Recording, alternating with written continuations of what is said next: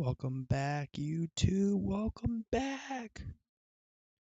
Got a banger of a stream today.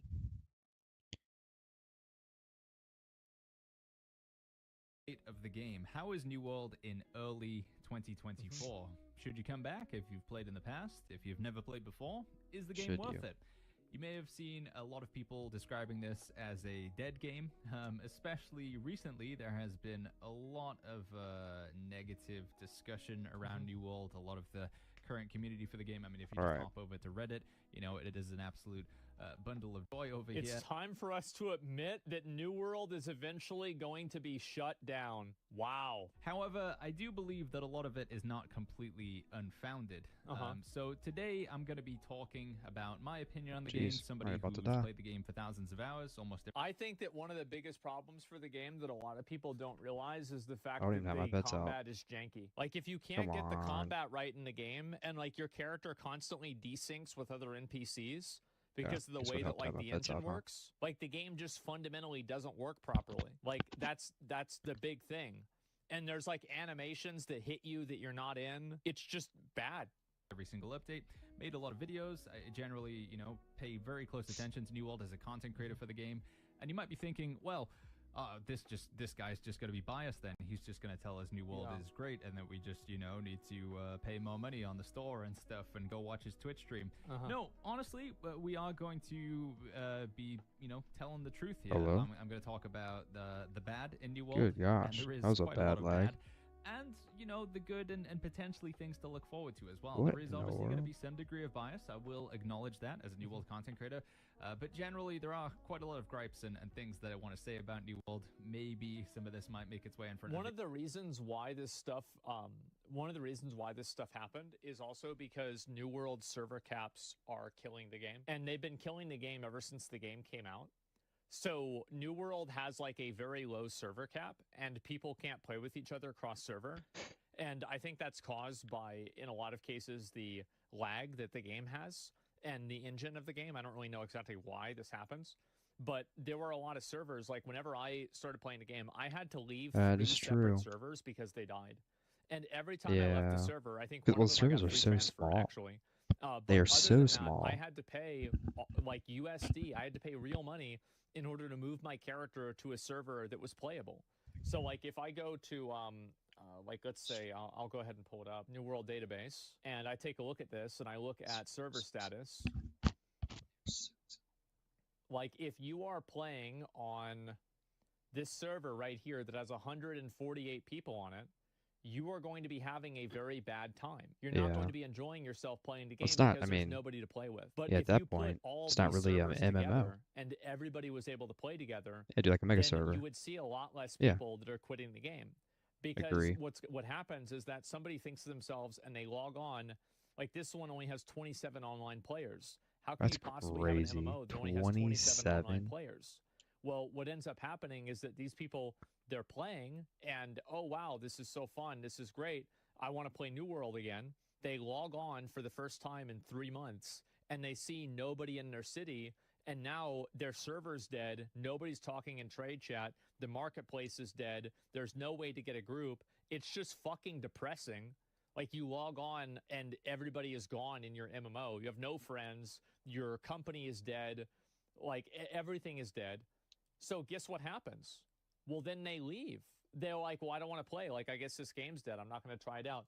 How many of you guys had that happen with New World? Yeah, a lot of you guys, right? Because like the good thing about New World is it's a buy to play game. You can just log in and play it. That's it.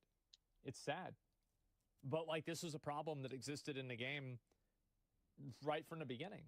And the developers just refused to solve the problem. They could do the channel thing like BDO. Well, they need to do something. There's not an active game anymore. I don't understand how this is still a subject to talk about.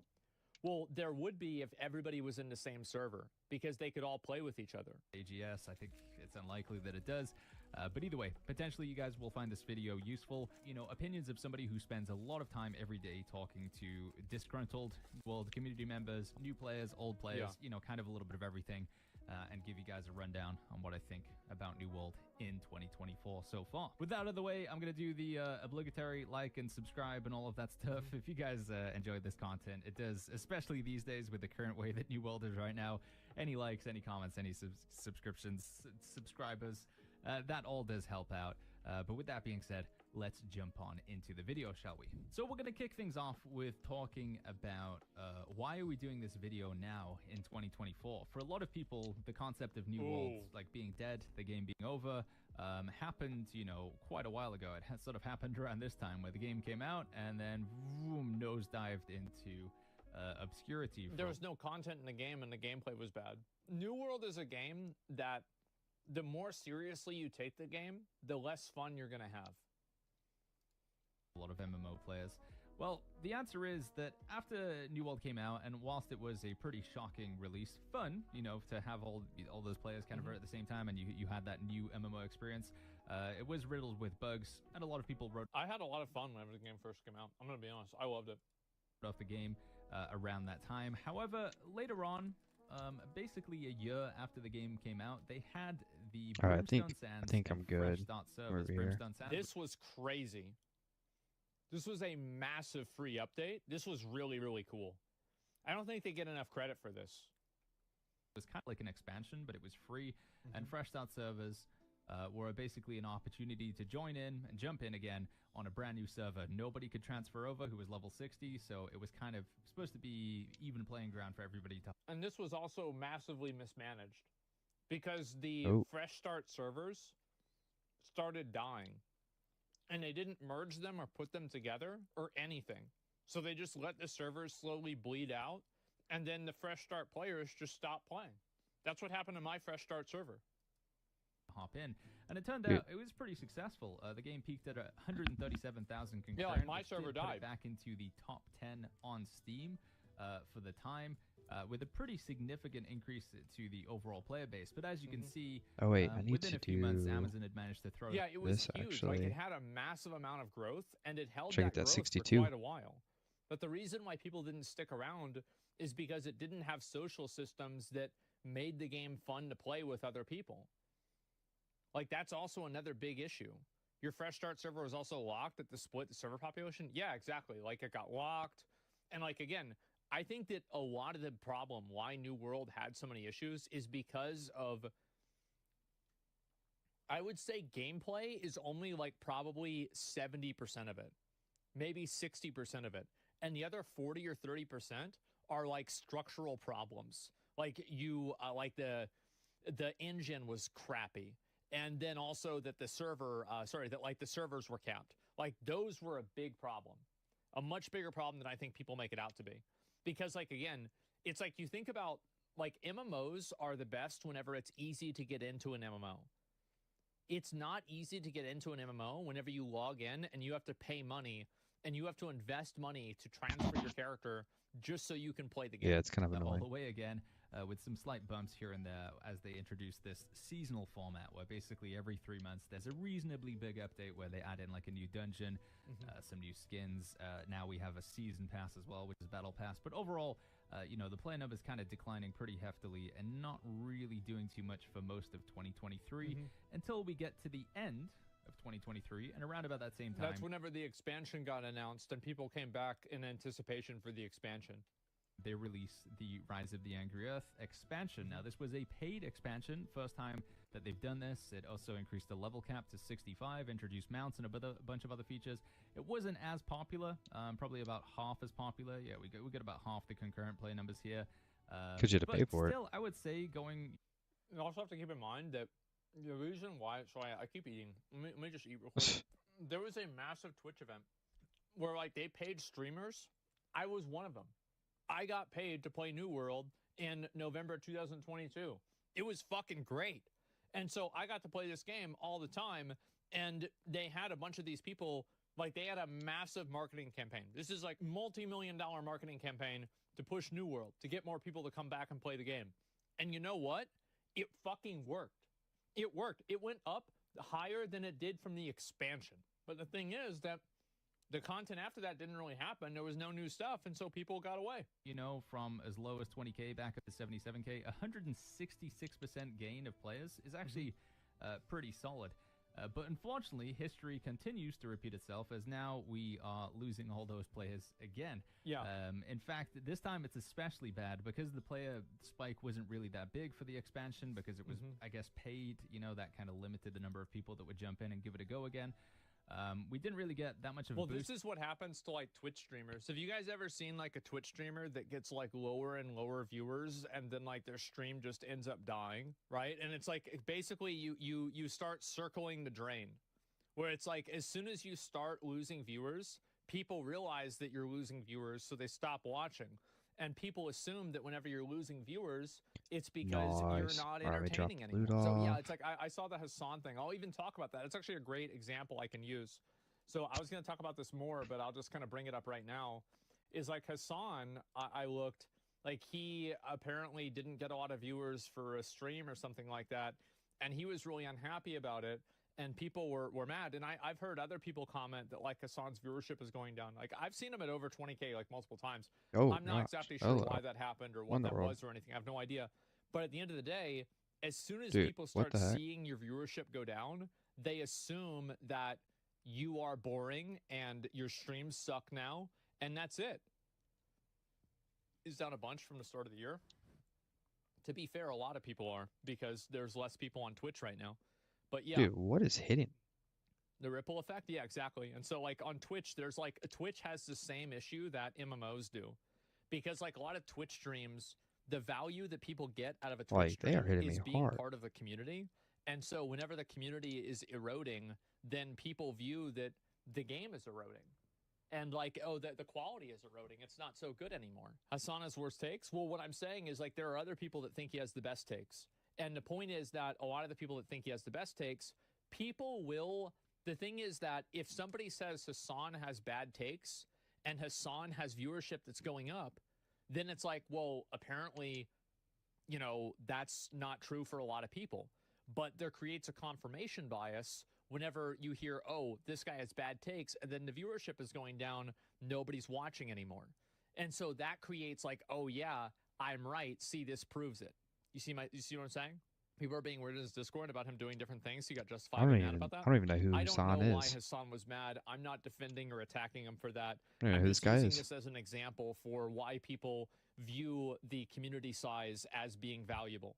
Like I have no idea. I don't know what happened. So now the fall off is, you know, even worse. We have the average players getting almost below 10,000, which has never happened before, and the peak players going under 17,000 in the last 30 days. And to put this into comparison, if we look back at 2023, I think the lowest peak players we had was about 20K, and in 2022, the lowest was 22,000. So it's going down. We're quite a bit under peak players, and yeah, average it's going down. Is also looking pretty rough as well.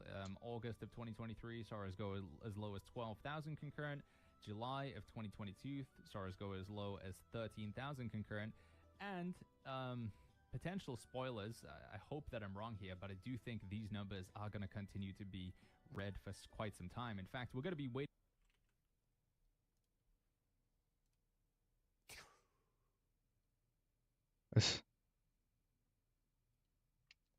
Oh. Ooh. Oh.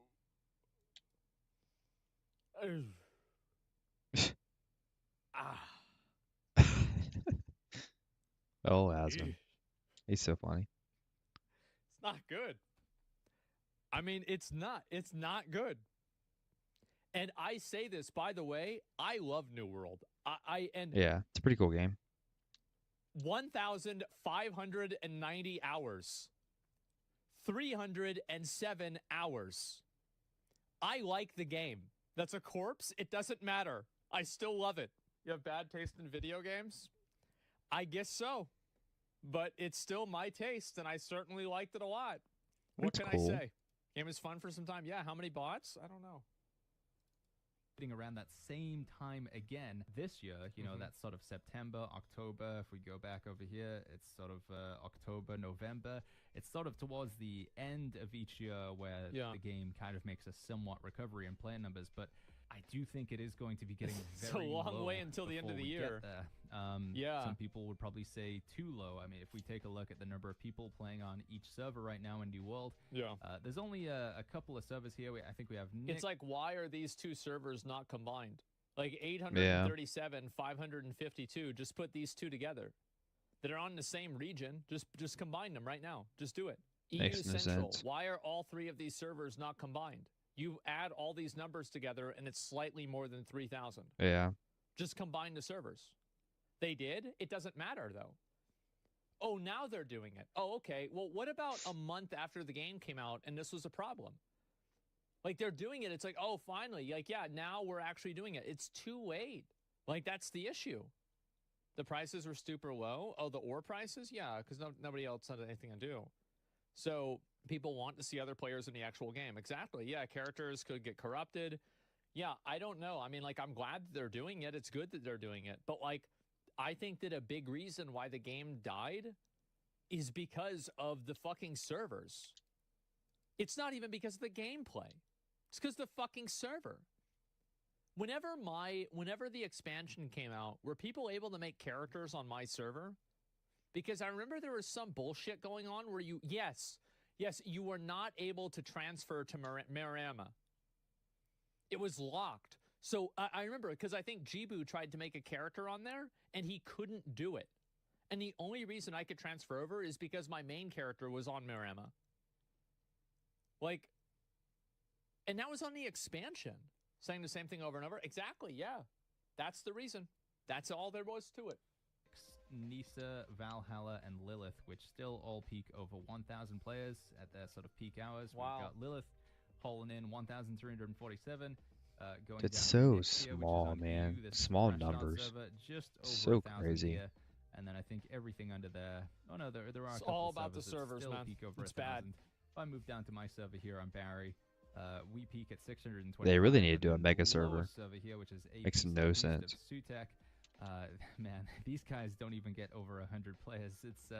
It is sad times for some players on some New World servers. So what exactly is going on here? How is it that Amazon managed to release the game, get a lot of players, lose almost all of them, get a few back for Brimstone Sands, and then lose them again, get them back for the Rise of the Angry Earth expansion, and then lose them again? Is there some sort of like hole in the bottom of New World where players just keep draining out of?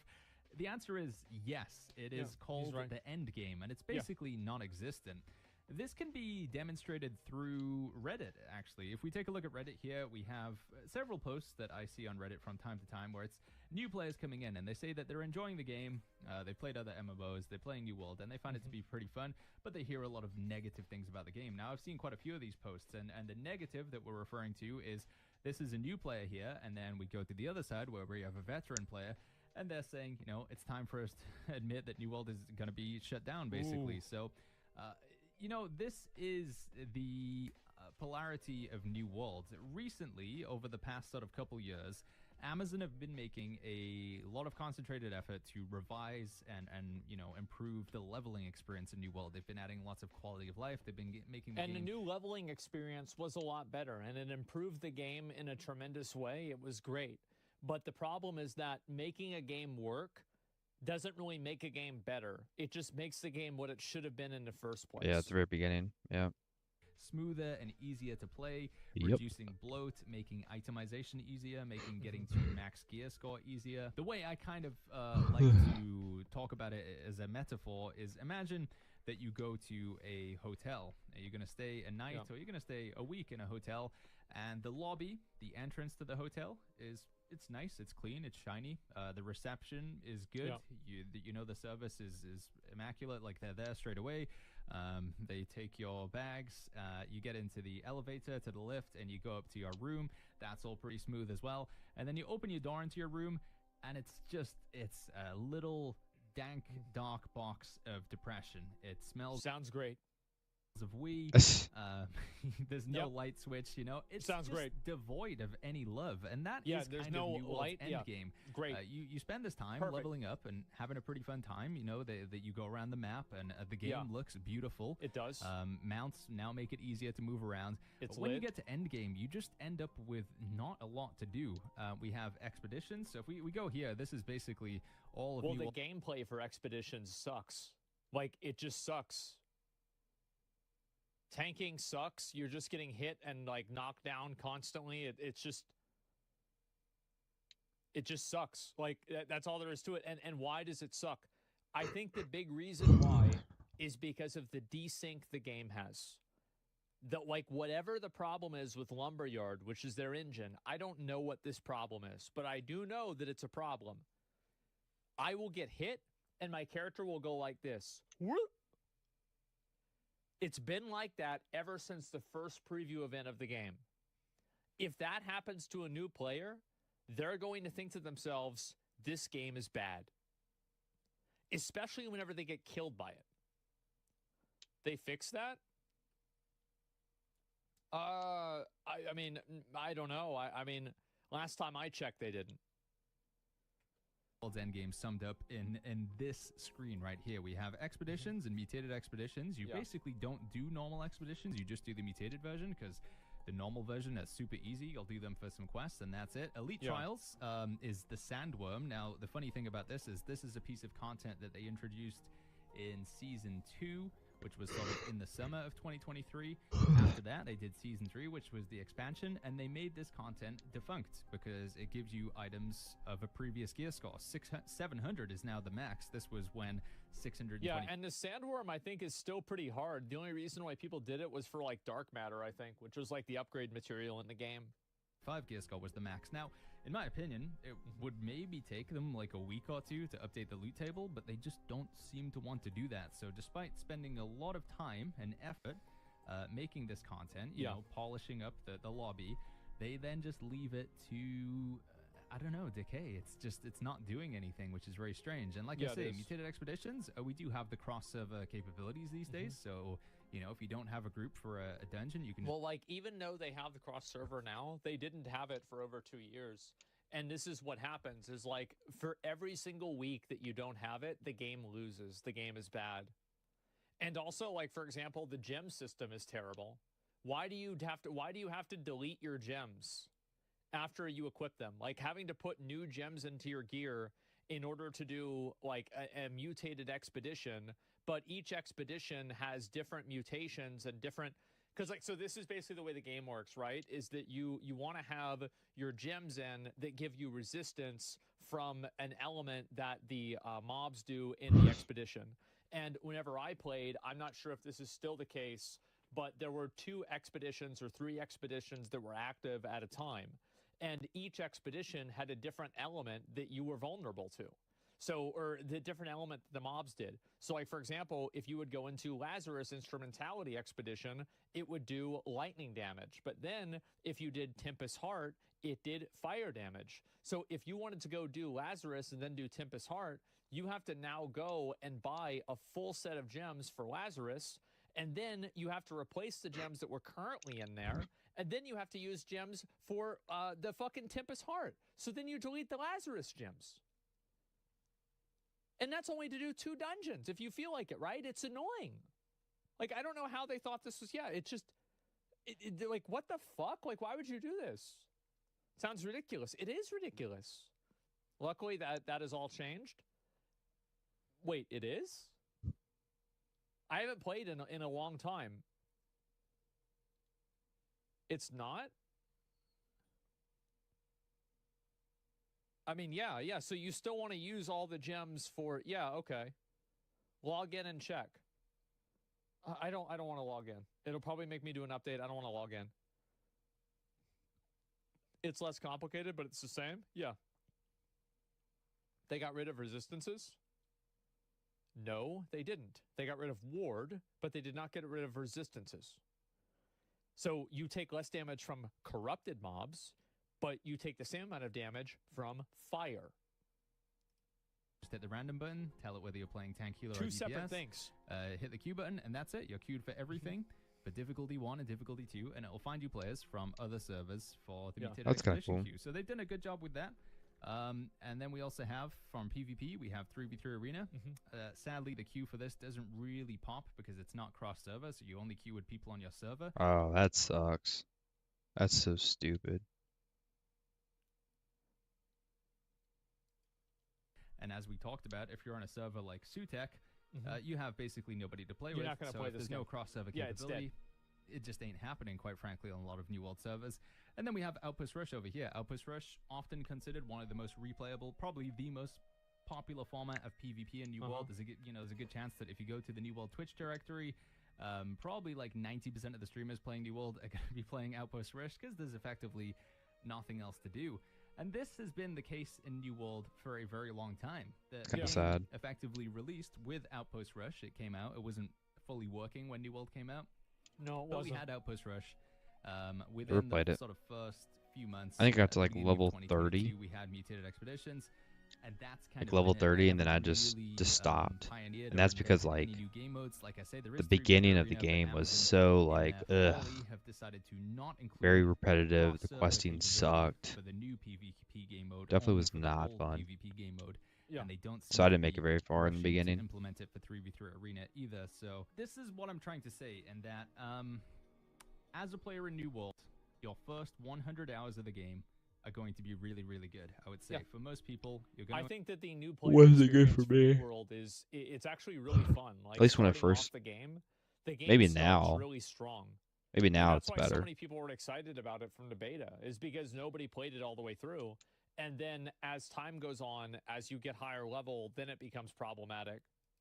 Enjoy the leveling experience, crafting, gathering, chopping down trees, just living and breathing in the world is amazing. It's really nice. Then when you get to level 60 or level 65, you're going to go get a few artifacts. You'll do some of the endgame quests. You might try Outpost Rush or Mutated Expedition. Like, for example, like the artifact thing, like the Greatsword, which is one of the most popular weapons, is locked behind doing PvP. You have to do 3v3 Arena in order to get the Greatsword. I sat through doing content I hated doing because the Greatsword was, it's dumb. It's RNG, and it's also RNG on top of being PvP forced. Same with the Blunderbuss, and I hate it. Yeah, I'm not sure about that. And I played it a lot, and it was annoying to do. Like, I kind of enjoyed at least a little bit of it towards the end whenever I got better gear. But effectively making people do PvP in a game that you don't really have to do PvP in is never going to work very well. You said it's good, though, before? I think that if that's what the vision for the game is, then they can do what that vision for the game is. But the problem is that whenever you make that the design of the game, then guess what happens? People don't like it. That's the thing. Is like, I support them wanting to do it. I sat through it, and it's like, it is what it is. However, a lot of people aren't going to want to do that. Straight up, I'm just not going to want to do that. Like, that's it. And I had a lot of time. And have a bit of fun. But that is it. Once you've done it once, you've kind of done it, and there is nothing else to do. And Amazon, again, doesn't really seem to be making an effort to add anything more for players to do for the foreseeable future. And this is the problem that New World has. This is why we have a lot of players that come in, because they are new and returning players, and they enjoy the leveling experience. They get to the end game and realize there's nothing to do, and they quit. And sadly, I think we're going to continue to have this issue for a long, long time until Amazon do actually address the lack of end game. And to that, I would say, Amazon, if you do happen to watch this video, first of all, the Sandworm, remember, you spent like hundreds of hours developing this boss fight. It's pretty cool. Maybe just get a guy to go in and update the loot table. Just maybe. Yeah, there's a crazy thought. The same with your Soul Trials as well. Amazon spend a lot of developer hours on these sort of single-player, one-time disposable boss battles. They're actually really cool. I might be able to flash some footage on the screen of them here. Watch. This is why people aren't playing the game. Was he in that? No, he wasn't.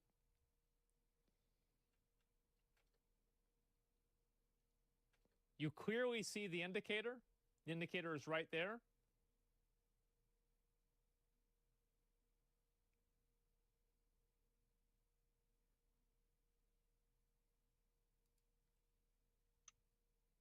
Looks like shit. He ran into it. He got too close. He might have gotten too close, and he clearly did. But whenever you see the way that happens, he clipped the edge, yeah. That looks and feels like shit. That you do in the main storyline. In fact, there's several that you do in the main storyline, which are really cool. Unique mechanics. There's cutscenes, there's voice acting. What you could do is just scale these up to level 65 and have them be replayable instances. I'm sure it's going to involve a little People bit aren't playing because of lack of content, not this.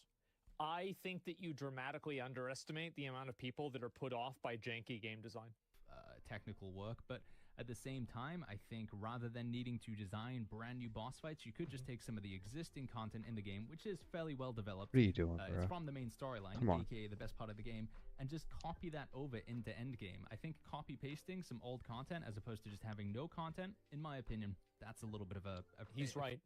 Free dub, you know, an easy win to go for there. Now, with that assessment of New World's current state out of the way, let's talk about the future of the game, because that's kind of what matters the most, right? Yeah. Where is this game going from now? You know, if we look 2 years in the future, does New World have a lot of players? Is New World even still around anymore? Is it going to be getting shut down like Reddit seems to suggest? Well, in order to talk about the future of New World, I briefly want to talk about the past. New World never really was intended to be an MMO from the get-go. In fact, it was more of a crafting survival sandbox game. Yeah, the game was originally intended to be like what they're trying to make the new Dune MMO into.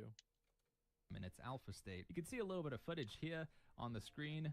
Basically, you would land on a turnum, and with your friends, you could put together a company, go and build a base somewhere, and then attack other people, steal their resources, and just try and get a bigger base. So yeah, very Rust in its inception. But I guess Amazon at some point made a decision that that game wouldn't sell or wouldn't do too well. So my understanding is the reason why they stopped doing that is because the game was dying. Even in alpha, the game was dying. People weren't playing it anymore. Yikes. That's the reason why.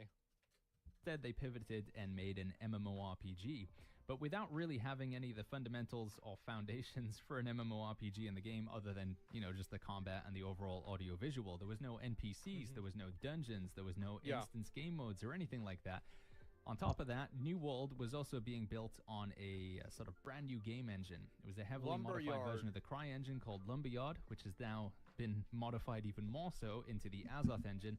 And to my understanding, working with this game engine is not easy. Well, it's obvious that it's not easy. Like, it feels like every problem with New World. Yeah, why didn't they go with like? Not every problem, but a lot of the problems with New World Unreal Engine come down to there being some sort of technical problem, technical issue. I've heard on sort of non-official accounts that the Azoth engine is a bit of a pain in the butt to work with. Not many devs do enjoy working with it, and to that extent, well, Lumberyard or the Azoth engine, whatever they want to call it. Apparently, they used to use it for other games as well, and now my understanding is that New World is the only game that still uses this engine because of how problematic it was. I think they have been making that's crazy, as you can see here, to kind of improve and modify and tweak and just generally make the game engine easier to work with. So one endeavor that Amazon's making currently is to basically change the way the combat code works in the game. So the way the game is coded as it pertains to the combat system and the animation system is being updated into C++. Now, again, and it's like, that's great. This is awesome. But like, again, the problem is that once you have a game out for so long and it creates such a bad negative opinion that people have, it's going to be so hard to get people to come back and play the game again. To retry it again. Yeah, it's like the game's been out for 3 years now. That's insane. That is kind of insane to think it's been out that long. When it comes to programming, just in general, so you can correct me if I'm wrong. I'll link this in the description down below if you want to take a read through. You know, that there is some degree of technical know-how in order to understand what's going on here. I don't give a fuck or no, but here's the thing.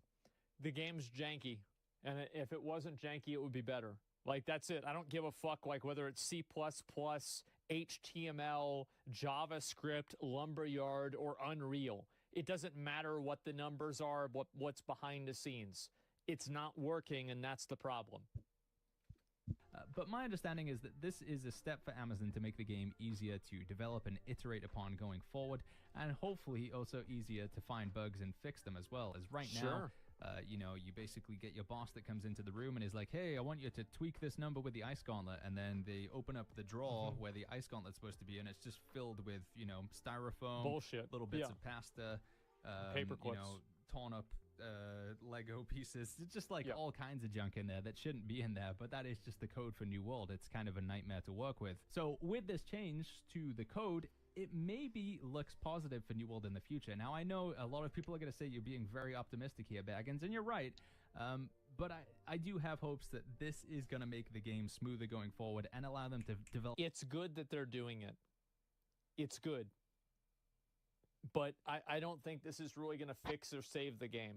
The game has, like, I think they should probably do, like, a relaunch of the game or something like that. Like Final Fantasy. At this point, I don't think there's anything else that can save the game other than an overhaul and a complete relaunch. Up at a much faster rate than what they're doing right now. Or maybe just improve it, and hopefully over time it will get better, and then people will come back and play it. We flip. It is slow right now. To add to that emphasis or argument on the game, it's just really hard to undo the death spiral. Slow. Sadly, we are seeing another delay with Season 5. Now, I think the delay... Season 5, by the way, we talked about it briefly. Seasons in New World are basically just big updates. Every 3 months, they do a reason to sell a battle pass. Reasonably big update. We get a season pass, which is a battle pass that you can buy. And then there's usually like 1 or 2 sort of pieces of big content and a bunch of other bug fixes and quality of life along the way. So with Season 4...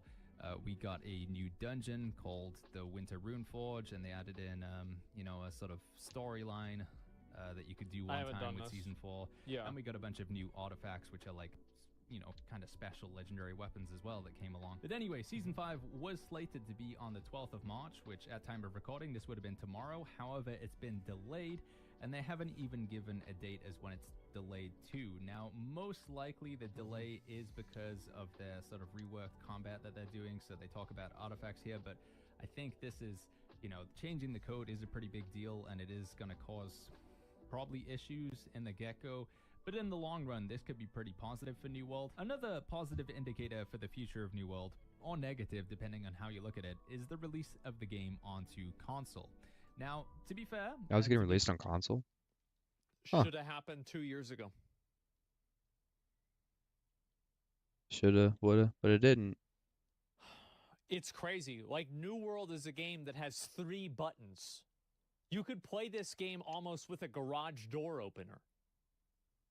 Like, there's more buttons on the little thing that controls your car. You know, the lock your car, open your trunk. You could program that to play New World. What's this? Took forever. It took way too long.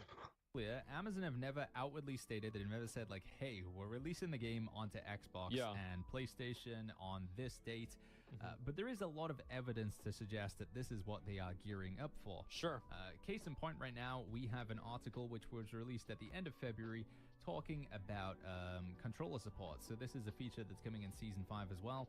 And it's actually pretty extensive. Having played with New World on a controller on the test server, they have clearly put quite a bit of work into making the controller work with New World. You know, they've got aim assist, target friction, target lock, which is a little bit worrying. It's like they fix problems a year after the problems become target locked. Interesting. It takes them like a year to do something. Only work in PvE right now. They've created new UI and UX, so as I say, there has been a lot of effort put into this, and they're continuing to add more to it in the future as well, in terms of giving you more layouts to use with button presses and allowing you to create your own sort of controller layout as well. Now, I've got to imagine that Amazon isn't doing this well. Now, I've got to imagine...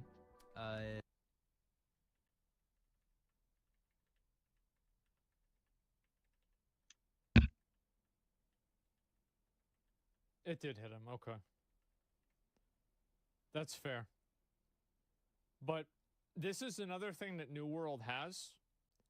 is it has hitboxes like this that are so like massive. Like I would assume that a frontal attack at a player in the front would not hit me whenever I'm at the side of the boss. I think Thorpe was like the worst one. It's unpredictable. Yeah, it's just nuts. Amazon isn't doing this because they think it's what the current player base want. In fact, I would say that probably less than 1% of New World's current player base play the game with a controller. And I don't know what the overall number of people that play with a controller on PC is, but I would hazard a guess that it is a probably relatively small number. Now, this is not to say that it's not important. I know there are people out there who much rather play with a controller than a mouse and keyboard. But overall, considering the current asks of New World's player base for a new Outpost Rush map, more endgame, just generally other features, and instead Amazon's like, hey, don't worry, bro, I got you covered. I know you want a new Outpost Rush map, but how about you can play the game with controller? It's just, nobody really wants it. It's got to be said. So I'm imagining that Amazon... I think that it'd be really great if they added New World onto Game Pass or something like that. That would be amazing. I don't know if that would ever happen, but if it was, it would be great. If you could play it on console, absolutely. Have a different player in mind. The reason why they're investing so much time into controller isn't just because they're dumb. It's because they have a, they have an image for New World in the future, and this is an important setup step, because obviously if the game doesn't work with a controller, it's not going to work on console. So we're kind of like the guinea pigs for that. There's another piece of evidence that points to that, and that is the fact that Amazon is actually developing another MMORPG right now, and it's actually the same devs. Like the New World dev team are also working on a Lord of the Rings MMO. Now, we made a video on this topic nearly a year ago, and again, I'll link to that up in the top right if you want to check it out. But Amazon is public. This is going to be nice. I mean, I hope it's going to be good. Yeah. But, like, it's going to flop. You think it's going to flop? I doubt it. I mean, I don't know. If it's bad, then who gives a shit? Amazon's done such a bad job with making games. For PC and console. There's no release date yet. There are limited amount of details. But it is basically the dev team. You can see Amazon Games Orange County, makers of the popular open world MMO game New World, are going to be leading development for this Lord of the Rings MMO. And it's going to be published on PC and consoles. And interestingly enough, they're also using the Azoth engine as well. So they got the same game engine. Yes.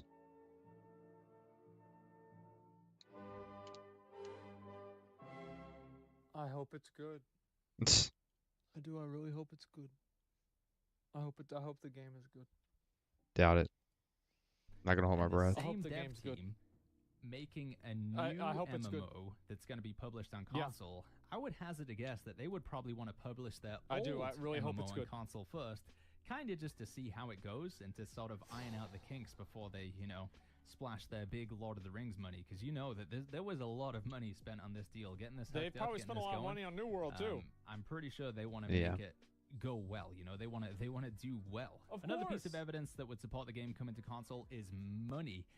For those of you who don't know, New World sold millions of copies of the game on Steam. Now, this article... Am I the only person that's not impressed and I don't view that as a success metric? Like, a lot of people bought the game. Well, it's a live service game, so the initial purchase isn't the win condition. It's continual players. It's like playing Capture the Flag, and then when you lose Capture the Flag, you say, oh, well, I got the most kills. Yeah, well, then why's your flag in their base? What's this? That you're playing a completely different game. Here from Video Game Insights says that it sold 4.5 million units within its first month of release. So I've seen some people, I think it's like Forbes is floating the number 17 million copies out there. I think the answer is probably somewhere in between. But either way, millions of copies of the game at like $30 to $40 each. I think Amazon actually did make a pretty solid amount of cash when it comes to New World sales. And assuming that they could even just get half the number, and I think it would actually be more, because the number of people who play games on consoles is pretty insane. Like, it is a huge market out there. It's a lot of people. Even if it's they could about as much as PC.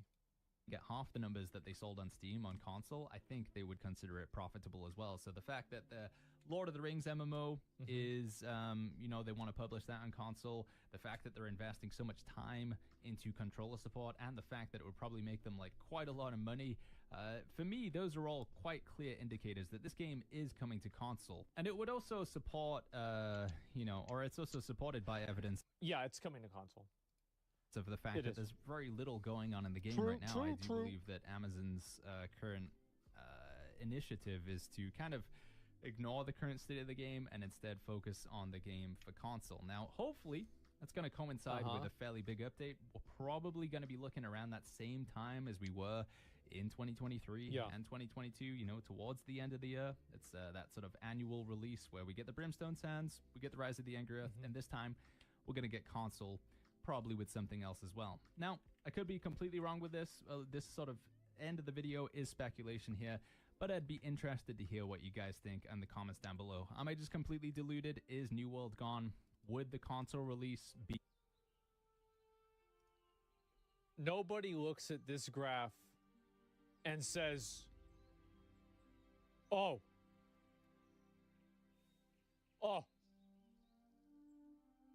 sign me up. This is the graph of a dying game. I love New World. It has been colossally mismanaged. It has been mismanaged in a way that is astonishing. It's just sad. Doesn't Elden Ring have more players? Almost every game has more players. Here, let's go ahead and just put this into context, okay? Black Desert has more players. Black Desert. I'm trying to think about what the name. Lost Ark obviously has more players. Lost Ark has way more players. Guild Wars 2 has less players. Just kind of surprising. Final Fantasy 14.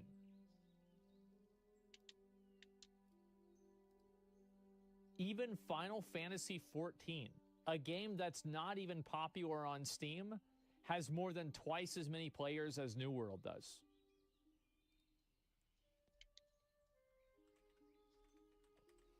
Elder Scrolls Online has more players than New World. It's not good. I mean, there it is. This terminal? Yeah, it's bad.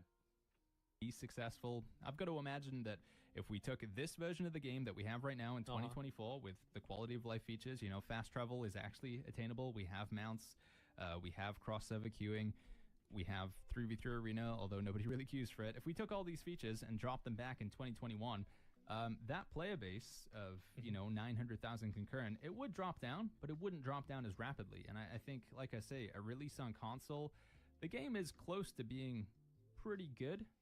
We just need more endgame. The game's all right. The problem is that there's nobody to play it with, and it's buggy. Like, that's the issue.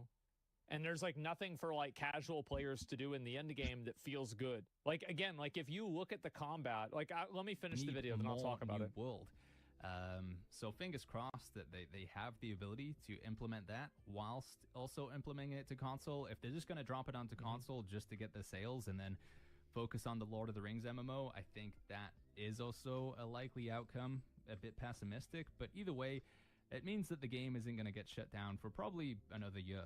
So, oh, wow, another year. You got another year. With that year. very positive outlook on the current state of New World, you can do with the information what you will. I ultimately do still believe got a whole year, New guys. World is worth the purchase. It's currently right now, you factor in, it's $40 for the base game, $30 for the expansion. So it's a $70 game all in all, and you'll get about 200 hours of content currently, and then probably another 100 is going to be added at the end of this. Why don't they just have it to where like they should make it to where like you just buy the game with the expansion? It's $50. Yeah. So yeah, $70 for 300 hours of gameplay. Is that worth it? I think so. And if you're crazy like me, you can stretch that out to be about 5,000 hours. Either way, New World is good. I don't think it's going away. In fact, I do think it is going to have quite a big player spike due to the console release. But what New World will probably go up a bit, but it's not going to be crazy. Looks like in 2025, only time will tell. one big piece of information that we're still waiting for to confirm or deny whether some of the speculation towards the end of this video is going to be true is the roadmap. Now, Amazon is going to be releasing a roadmap in June. So a roadmap is basically what they have planned for the game for this year. Now, it doesn't really make a whole lot of sense that their plans for the year only come out halfway through the year, but that's Amazon Game Studios for you. They do things a little bit differently. So I am, of course, going to have a video on that, and if you want to stay up to date with New World news, subscribe, like the video, and of course, let me know your guys' comments down below. All right, I'm going to get out of here. It was fun recording this one. I wanted to get my thoughts out here, so yeah, let me know what you guys think, and I'll see you all in the next video. Sad, man. It's sad. It's a game I played the fuck out of. I was so excited for New World. Like, I remember I would come back. Like, y'all have to understand that I have a mental disorder because I leveled up to 60 in the New World preview event, and then I leveled up to 60 in the beta, and then I leveled up to 60 whenever the game came out, and then I had the New World Creator event that, to be fair, I did get paid for that one. It was a good time for me. And I leveled up to 60 again. I leveled to 60 4 times in this fucking game. It's kind of insane. New World. I'm so sad to see what's happened with the game, and I think it's completely the developers' fault. They played themselves. Have you tried therapy? I did. That was cutting down the trees. You tried therapy? Yeah, cutting down blue trees. That was the therapy right there. Playing Rumble Club with Soda? I am. I'm going to start playing with them, but I want to talk about this just real quick. The gameplay in New World is just simply not very good. That's the problem. Like, this kind of stuff. Like, look at this. This gameplay is bad. Fix the fucking gameplay, and you're going to have no problems. Then why do you love it? Because I love it despite the gameplay. But you're not going to get people attached to it. You're not going to get people that are continuously like excited for it, etc. I'm sorry to say, but how should they fix the gameplay? I don't know. I mean, like, I could probably talk about that or think about that for a long time. Everyone rode this game so hard on Reddit. Pepperidge Farm remembers? Yep, and they were all mad at me. And I spoke the truth, and nobody would listen.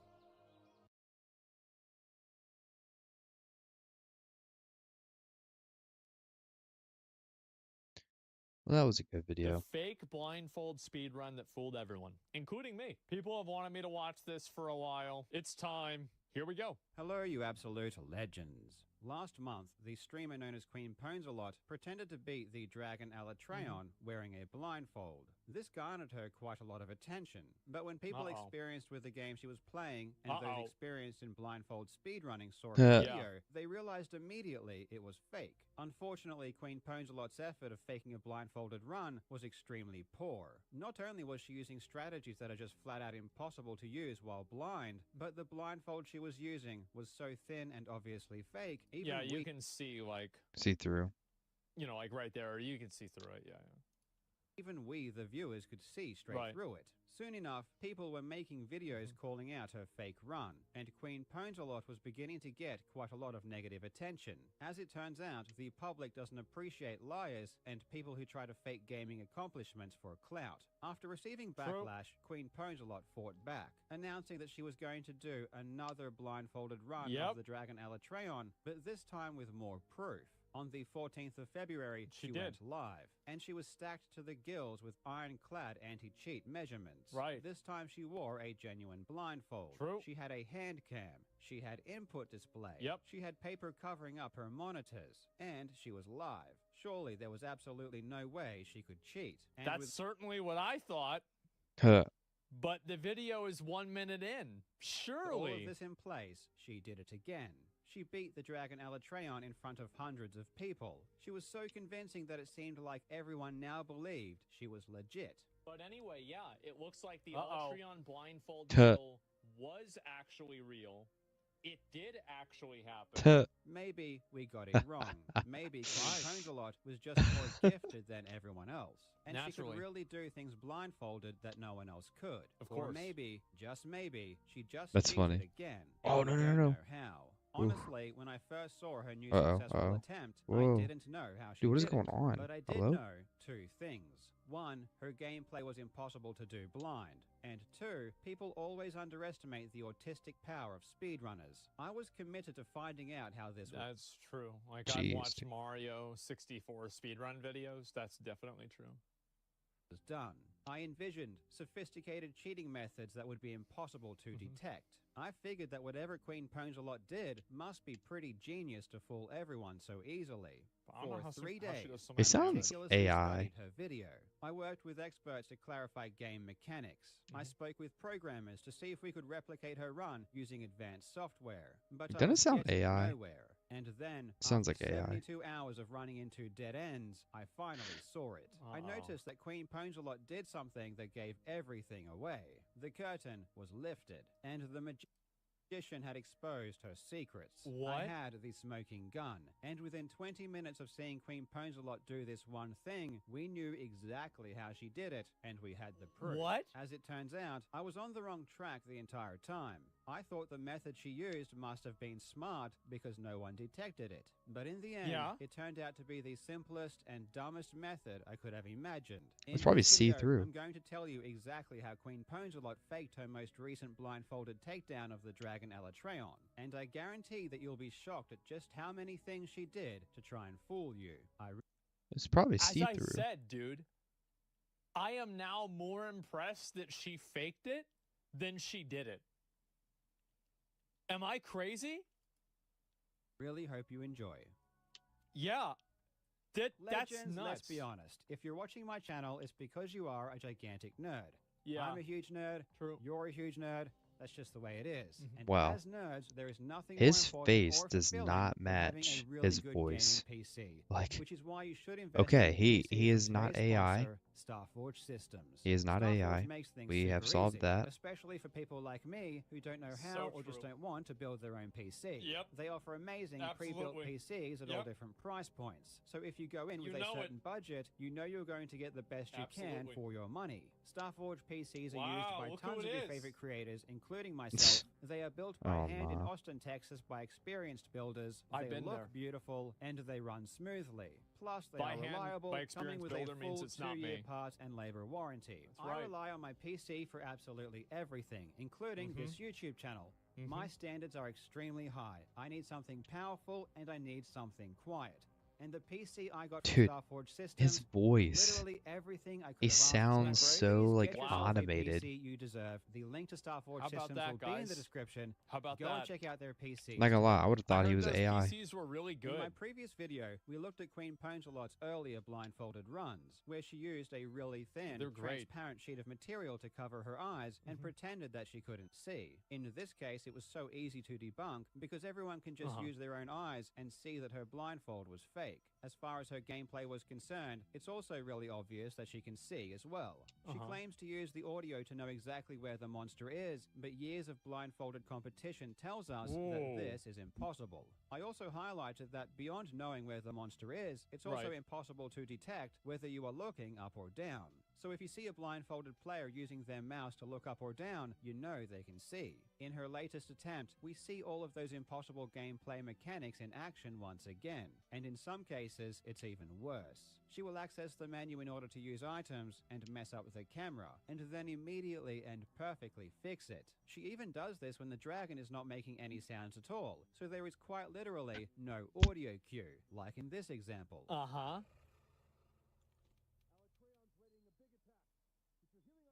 Beyond the impossible vertical movement, we also see crazy head tracking in real time that is just laughable. I mean, just look at this gameplay. That's true.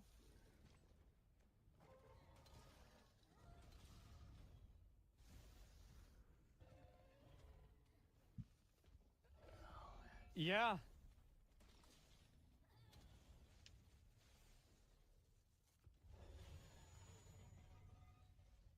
In the last clip, she is rolling underneath the dragon, keeping the camera on its head perfectly as she does it. It's hilarious. And remember, looking up does nothing. It doesn't let her hit any higher. So there is literally no point in doing this other than to see... I mean, but like, couldn't she just hear the dragon above her? I mean, I don't know.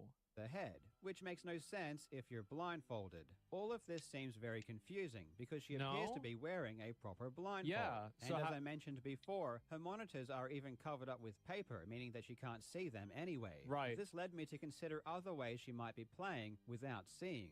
One way would be some kind of aimbot. Aimbots are common in many games, so it's possible if she had some kind of sophisticated software that could help like her a aim hack on the dragon. Yeah. This would solve the problem of locating the dragon and also solve the vertical aiming issue. However, this wouldn't solve all of the problems, like being able to dodge attacks that don't have sound cues. In one instance, she accidentally hooks onto Alatreon's leg instead of its head, and immediately releases before targeting the head again. But there is no audible difference between hooking onto the leg or the head, so there is no way she should have known.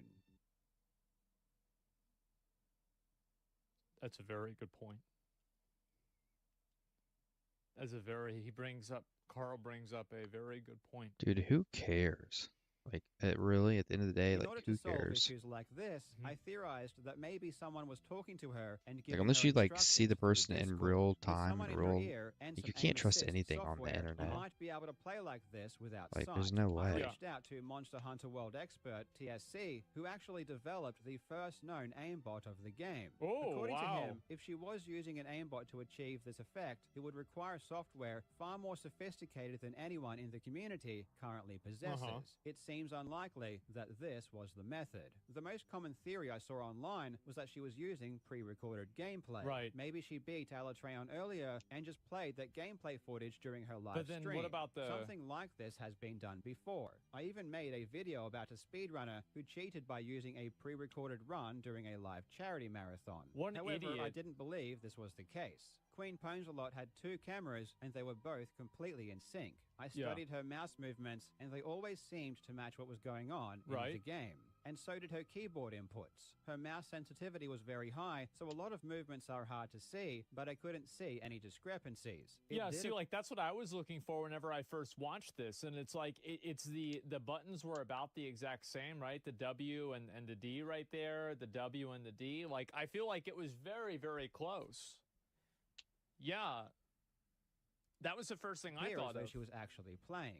In my opinion, this also ruled out the idea that someone else was playing instead of her, perhaps by using remote assistance. This is an idea that the YouTuber Abisoft spent some time investigating to see if it could work. But aside from her mouse movements matching her gameplay, latency issues would also be a huge problem. Some people suggested that she was using a magician's blindfold and she could see through it. But this is extremely unlikely. Her blindfold doesn't look like any fake blindfold I could find, and we know what blindfold she has because it was recommended to her. Blindfolded expert Mitriz has the exact same one, and it looks exactly the same. One other thing people noticed, and trust me, we noticed this immediately too, is that after Queen Ponzelot killed Alatreon and lifted the paper up, there was something on her screen.